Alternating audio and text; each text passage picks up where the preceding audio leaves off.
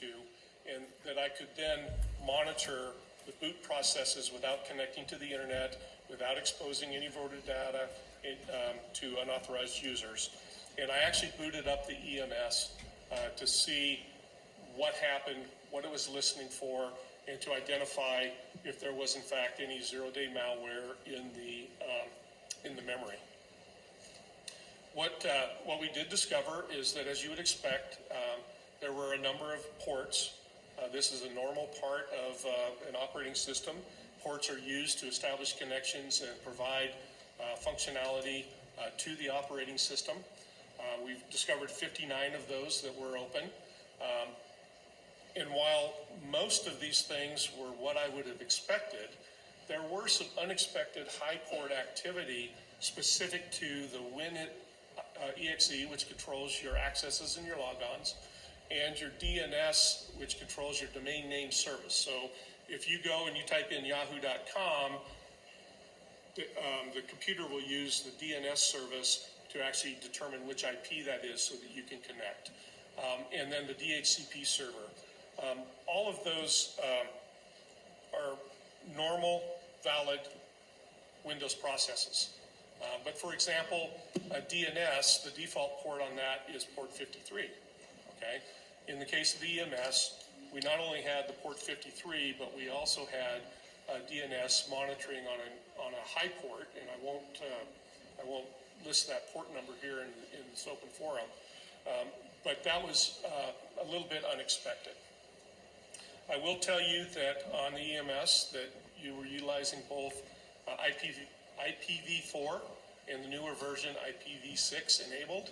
So these services had dual functions with dual listening ports and things of that nature. There were ports and there were services that were enabled that allowed remote access. Okay, so the RDP protocol, for example, as well as the terminal services were enabled on the EMS. Okay. Next slide. As part of that memory analysis, we did a complete check of the callouts and the attempts to connect from the EMS out to the internet. Now, once again, the county has repeatedly said that these were isolated systems, et cetera, et cetera, et cetera. The EMS attempted to connect to those IPs, most of which are normal. I would take a look at the level 3 parent, the Edgecast connections there, and I would probably request from the Maricopa County the documentation for those functions that rely on those connections and to determine whether or not those are certified or not. We were not provided any of that certification document, but those are the two items up there that I would ask Maricopa County for some further clarification on. As part of this analysis, I was able to determine that there was no zero-day malware in the memory at boot up of the EMS server. Next slide. Let's talk about internet history and connections. Okay. As you will recall, Maricopa County commissioned 2 independent auditors to come in. Both of those auditors had a finding that there was no internet connection at the time that they conducted the audit. Okay. When I initially did the analysis, and I was only searching the what is called the allocated space. So the allocated space is what you as a user see when you open up Internet Explorer or when you open up File Explorer. When you see that directory structure, that's allocated space. When I looked at the internet history of the allocated space, I had the same conclusion as the auditors did. However, I took this one step further. I actually carved the unallocated space in the entire file system for internet artifacts. Okay. And when I did that, The history was significantly different than both the representation by the auditors and the representation by Maricopa County that these systems had never connected or were exposed to the internet. And we found internet activity and multiple visits on the EMS server, 3 of the EMS client workstations, 1 adjudication workstation, and then the ReWeb 1610 and the Regis 1202. Now, before I get into this, I want to kind of walk through my methodology a little bit. So it's very common for operating systems to have default URLs, compatibility caches, things of that nature that may have an internet URL as part of that artifact. So in order to ensure that we didn't get any of that default data, I only reported on internet artifacts that, 1, the date occurred after the installation of the Dominion software, so after the 6th of August 2019, and that had multiple visits to the same site, okay, with dates after that time frame. So that would eliminate any of the default URL artifacts that may have been on the system. Next slide, please. Okay, so from the EMS server, you'll see that there's actually 3 visits to the same site on the same day, okay? That clearly is not a private URL or a private IP address. And so what I can tell you is that the EMS server, at least on that date, was connected to the internet, okay? Now, I'd also like to point out that relying on the unallocated space for these artifacts, I don't have a complete history of all the internet connections because things get overwritten, things get changed, things of that nature. But the importance of this is that at some point in time, specifically those last visited dates, this device was connected to the internet. Now, if you look at that date, there's also a correlation to the purging of the database. It's the day before the audit. Okay? Almost the same time exactly. Almost the same time exactly. Okay? Obviously, this requires an explanation. Okay? Next slide, please. When we talk about the EMS client, here are the connections. Now, the 9 connections at the top there, you'll see that as far back as February of 2020, there were 4 connections made to that URL, to the Microsoft URL, and then on the 22nd, which coincidentally enough is during the time of the audits, there were 5 connections to the Microsoft URL. I included that lower set of findings to illustrate that the importance of some of the items that were not produced to us. So not all of the election-connected devices were produced to us for analysis. And that IP of a 192.168.100.11 is it's a private network that was the election network. And you will see that it accessed a bunch of web pages off of that device indicating that it was a configurator or it was a file server or something of that nature. I want to draw your attention to that very last line, the m_network_wireless_LAN.html. That was accessed on the 19th, on the 30th of October, 2019.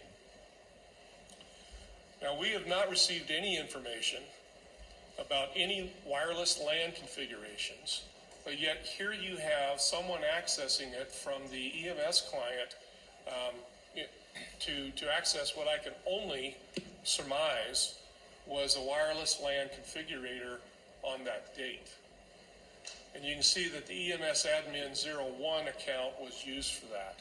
Once again, who the actual human was behind that account, I cannot tell you because of the shared passwords and the shared user accounts.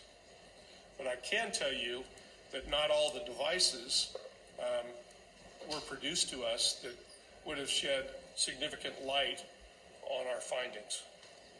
Next slide.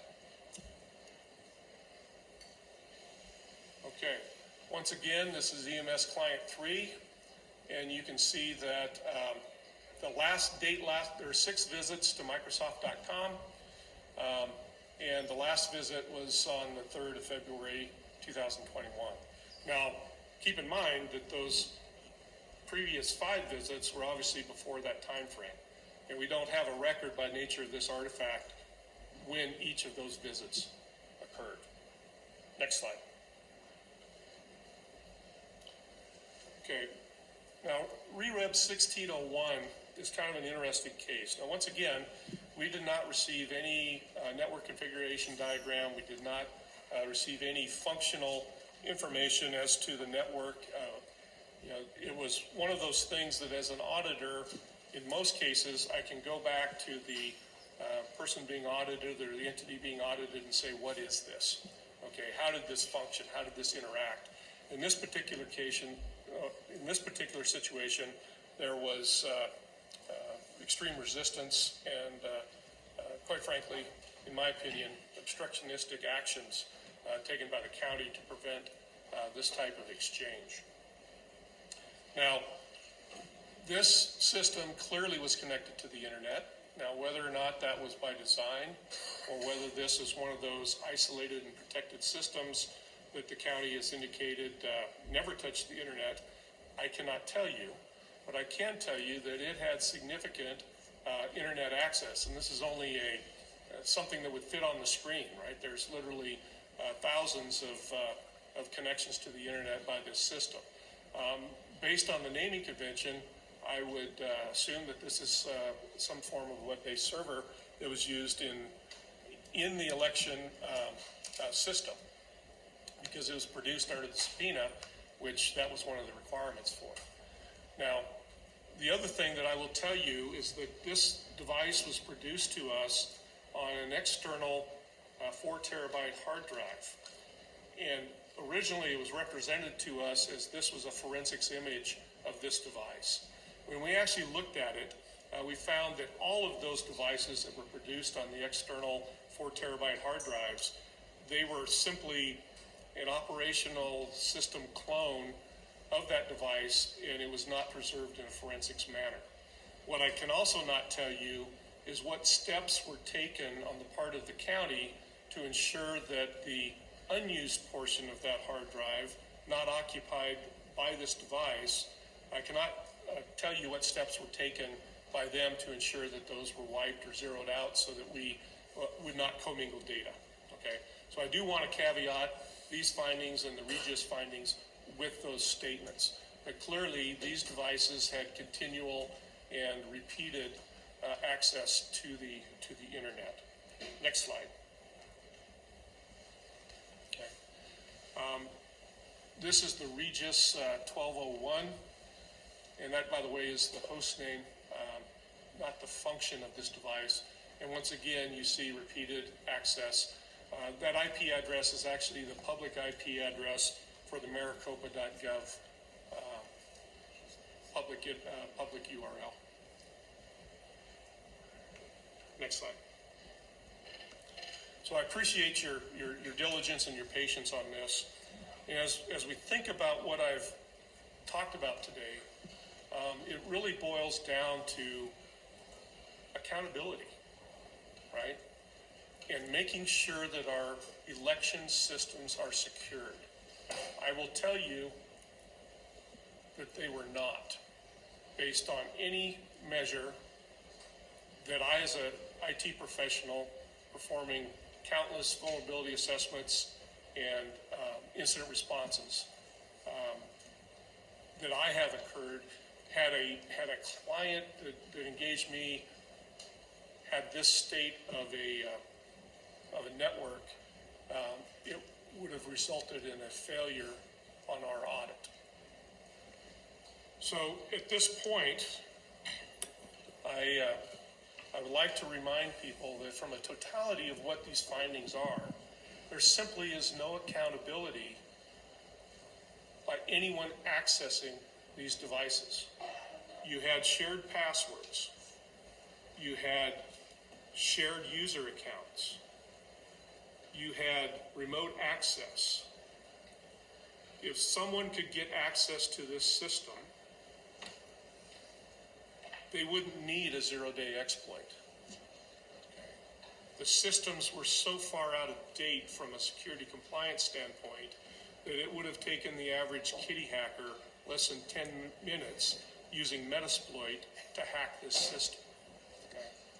And I would like to remind everyone that's listening to this that when you have a network of computers like you have in these voting systems, it only takes one person bringing in a little hockey puck with admin access to provide external remote access to that voting system. And in the situations where you don't have accountability, you have shared usernames and you have shared passwords, you simply cannot guarantee the security and the accountability on those systems. And I thank you very much for your time, and I'm available for questions if you have any. Thank you, sir. We appreciate that. We're not doing questions at this time since it's just a presentation. We will have committee hearings that will give everybody the opportunity to ask questions in the future. So thank you. Okay, we are going to go back to Mr. Logan. For those that are looking at your watch, the bulk of this is done, but there's still some more important things to do. Mr. Logan is going to quickly, because we are running over time, go through his recommendations of what improvements the Senate might be able to help do through legislation. And then Mr. Pullen is going to quickly give his report about the independent ballot count the Senate did. And then we have Ken Bennett standing by, who was our Senate liaison, who will be giving you the observations that he noted when he was there working every day. So, Doug, could you do me a favor and go through those recommendations quickly, please? Is it working or are you clicking?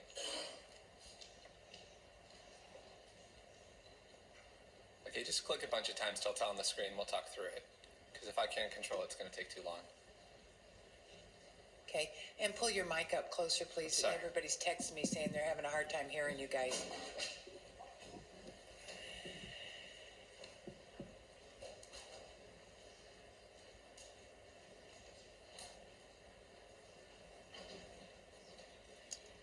I have a lot of transitions on it, so if you just click and show it all up at once.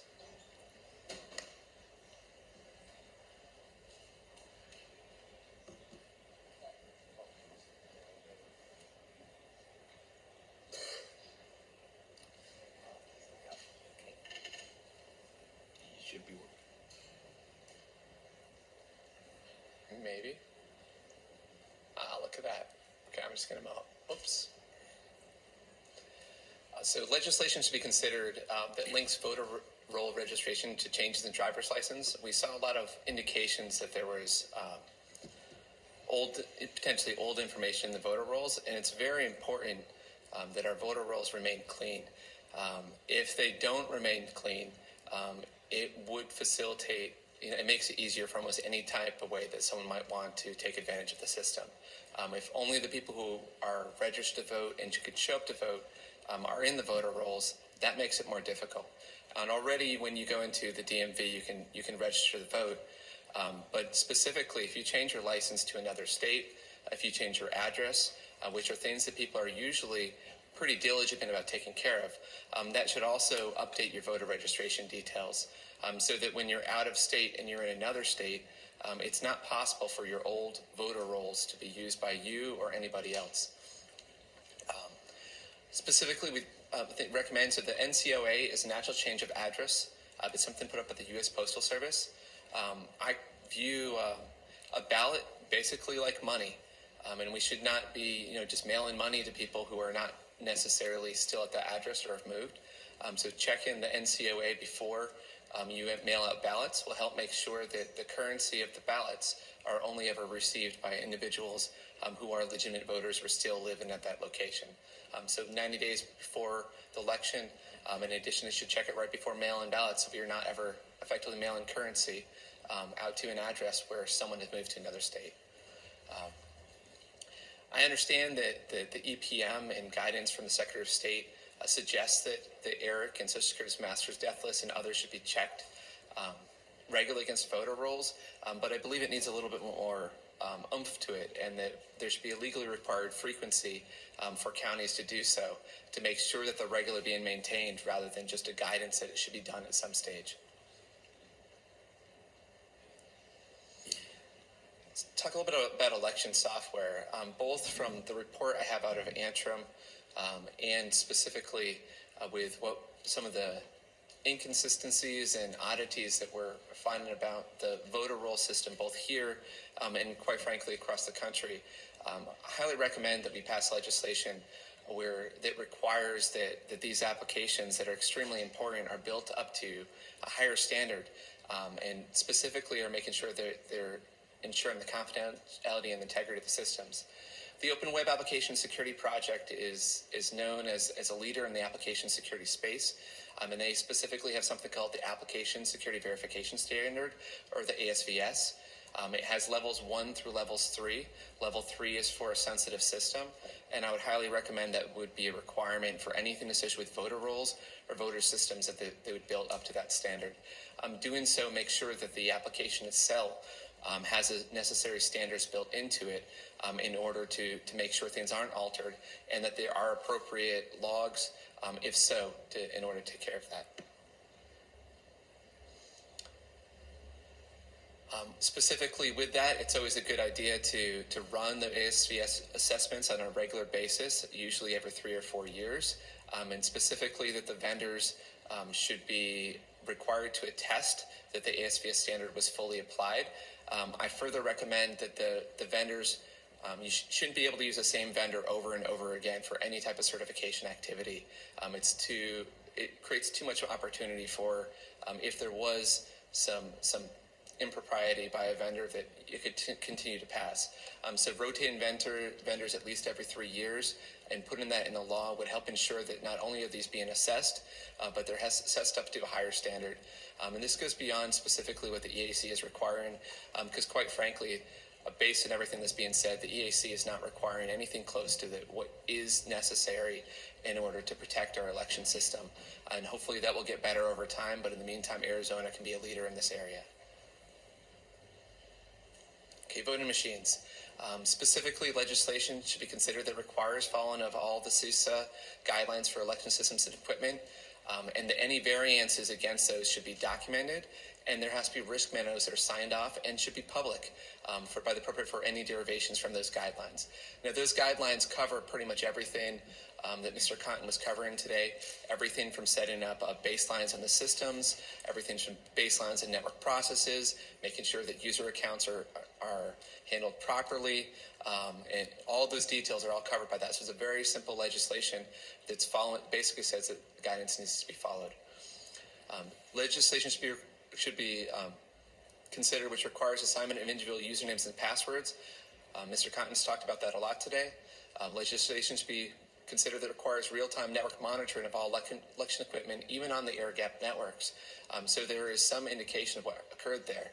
It may seem odd to have that on an air-gapped network, but as Mr. Cotton was mentioning, there's very small devices that you can take in, and if you can plug them into a network port, you can effectively give the entire network internet access. I mean, they're physically very small, they can be hidden easily, and if you've got real-time network monitoring on those systems, especially where the EMS is, you can identify that and at least have a log of it and potentially prevent it before anything happens. And legislation should be considered that would prohibit internet-capable election management system servers or equipment from being utilized. There's a number of devices that, when you look at the serial numbers from the ProVNV and SLI audits, they show that they had Wi-Fi cards and stuff put into them. Anytime the capability is within a device, there's the potential for it to turn on, or for someone to turn it on and activate it, or use it to connect to some other device. So it's highly recommended. If the equipment's not even there, then you can't have a failure to configure create any issues. So legislation that far, not just preventing internet access, but preventing any type of capability in the device would help ensure the integrity, especially as we keep being told that things are not connected to the internet. From the voting machine standpoint, county employees should have all the administrative access on all election equipment sufficient to independently validate all configuration. The fact that Maricopa County said that they did not have the hardware tokens necessary in order to see if their election equipment was connected to the internet or not is extremely, extremely alarming. The accountability, the county needs to be able to hold vendors accountable. We may use subcontractors for various different actions, but the responsibility always falls on the county, and therefore they need to always have all access. That should not be something they can relegate to somebody else. In addition, election and voting machines should have a paper backup of all ballots, which can be used to confirm the votes were cast as intended, and these machines must be regularly maintained to vendors' maintenance schedule. One of the things that was found in some of our examination of the paper ballots is a lot of things were miscalibrated or otherwise not following general manufacturer guidance. If we want to make sure that we get the intended results out of things always, we should make sure that whatever goes through logic and accuracy testing, whatever it is that's a standard equipment being used, is the same thing we're using on election day. And if you're testing a system with something different than what has happened in the real world, it's not a very good test. And legislation should be considered that requires that paper stocks used on election day conform to manufacturer specifications, and that it's been tested properly. Now, we think that you should have legislation that should consider creating an audit department that should regularly conduct audits on a rotating basis across all the counties in Arizona. To the best of my knowledge, nobody is currently doing this, but based on the audit we performed, there was a lot of processes and procedures that were not conducive to effective audits. The way that stuff gets better is by regularly checking it and regularly validating it. And now that the whole world is looking at our elections, I think it's very important that we take advantage of that and make sure that what is done in our election departments is brought up to the same standards that financial industry uses and other critical systems. It should not be an area that's lagging. When our voting equipment helps choose the most powerful individual in the world, there's a lot of adversaries that would like to take advantage of that, and we need to treat it accordingly and make sure that it is being audited so that those standards are maintained. Legislation should be considered that requires batches of ballots to be clearly labeled, separated from each other in a manner that cannot easily mix together, and easily connected to the batches run through the tabulation equipment. There was a lot of hoops we had to jump through to even connect a box of ballots to what was run through the software in order to match those two up. And that is something that should be simple to do, again, because it facilitates audits, and that those audits facilitate accountability. While a full audit like what we did this time, it cannot always be done. The better the record keeping is, the easier it is to do partial audits to confirm things, and that's something the audit department can do on a regular basis, in addition to sometimes doing full audits. But it's not cost effective to do that every single year. Legislation should be considered to penalize purposely inhibit a legislative investigation or an officially sanctioned audit of an election. I think why that's in there is a little bit obvious.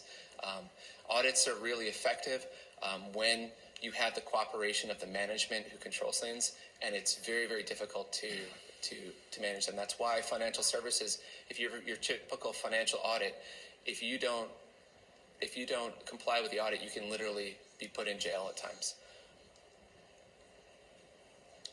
Okay, ballots. Legislation should be considered that will make ballot images and cast vote records artifacts from an election that is published within a few days of the results being certified for increased transparency and accountability of the election process. These are things that we think is important for the Arizonans, the American public, to be able to see and validate and see with their own eyes. Currently, In Arizona, we had a judge that stated that we could not make the ballot images publicly available. There should be nothing that links, once a ballot comes out of its envelope, there should be nothing that links it back to a person, and there should be absolutely no reason why it shouldn't be able to be public. Legislation is further to be considered which require all ballots to be cast on paper with security features such as watermarks or similar technology, with a detailed account of what papers were used. With our paper analysis, we wanted to be able to say that this is legitimate paper and valid and real, and we wanted to be able to say this is not legitimate paper. But with as many wide number of papers that were used, I think we were estimated over 10 different copies, different types of paper. It's very difficult to make that. But if there's official paper that's kept track of, it'd be much easier for an audit when it's conducted, be able to say without a shadow of a doubt whether it is in fact printed on legitimate paper. Mail-in voting should incorporate an objective standard of verification for voter identification, similar to the ID requirements for in-person voting. It seems likely that mail-in voting will continue to increase. From a security standpoint, I advocate no more mail-in ballots, but that's not probably realistic. So that being the case, if it's going to continue, we need to have good identification requirements. And that is end. Thank you for your time, Madam President. Thank you, Mr. Logan. I appreciate that very much. We'll take all those into consideration. I'm sure we'll have more. Let's go now to Randy. Mr. Pullen. Randy Pullen was our co-legislative liaison there as they saw the work building up quite so much. Mr. Pullen, could you give us just a tad of your background and as to why I selected you to please do this independent count? Thank you, President Fan, as well as Chairman Peterson. Thank you for your commitment to this forensic audit and your resilience over the last 6 months as we went through it. Thank you.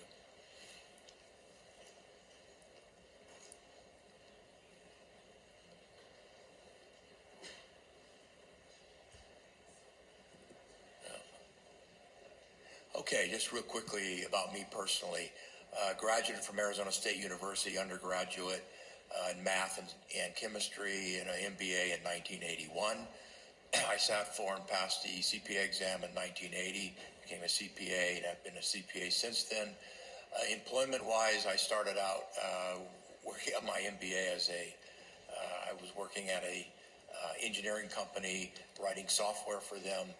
And then I joined Deloitte Haskins & Sells and began working in their audit department and helped them develop and test the first statistical sampling software and system for doing audits. I became a partner at Panel Curve Forrester, and then again I went back and became a partner at Deloitte & Touche, where I focused on financial auditing, specifically for bank savings and loans in the hospitality industry. I actually did get involved in forensic audits, so I understood how they were function and what you had to do in order to complete them.